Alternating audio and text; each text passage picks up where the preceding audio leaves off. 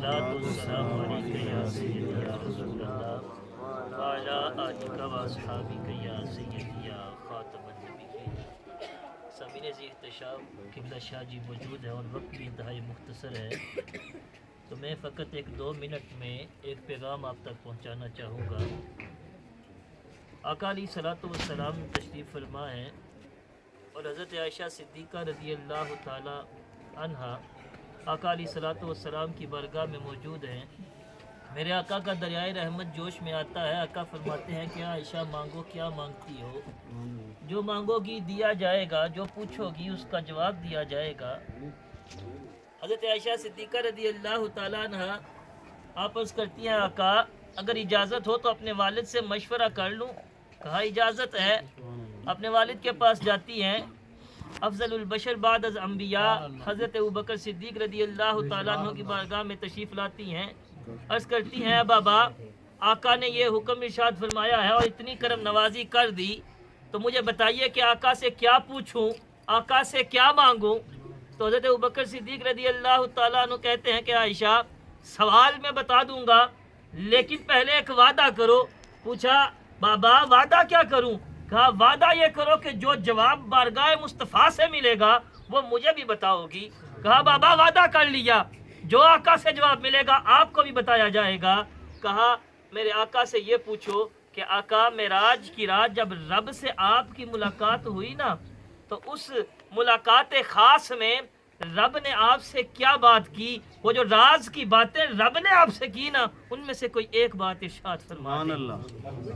अब आयशा हुज़ूर की बारगाह में वापस आई, सवाल रख दिया इंतहाई इख्तिसार के साथ।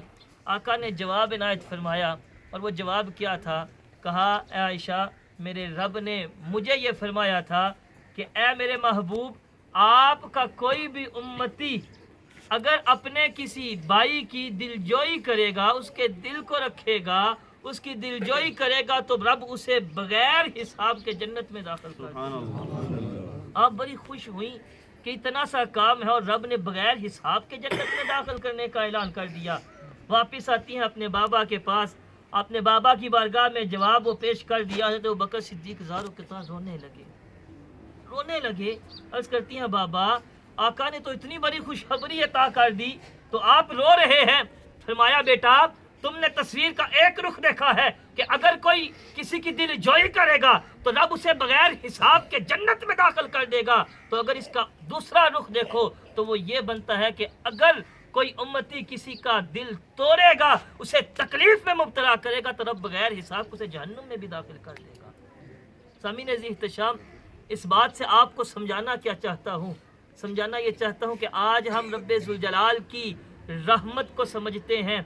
रब बख्शने वाला है, रब करीम है, रब मेहरबानी फरमाएगा, और इसी आसरे पे हम 5 वक्त की नमाज भी छोड़ देते हैं, हुकूकुल्लाह भी छोड़ देते हैं, हुकूकुल इबाद भी छोड़ देते हैं। और ये हुकूकुल्लाह तो रब का मामला है, रब माफ़ कर देगा।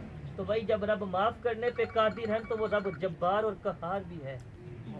हमारे आका मौला फितना दज्जाल से पनाह मांगते रहे, हमें आज फिक्र ही कोई नहीं।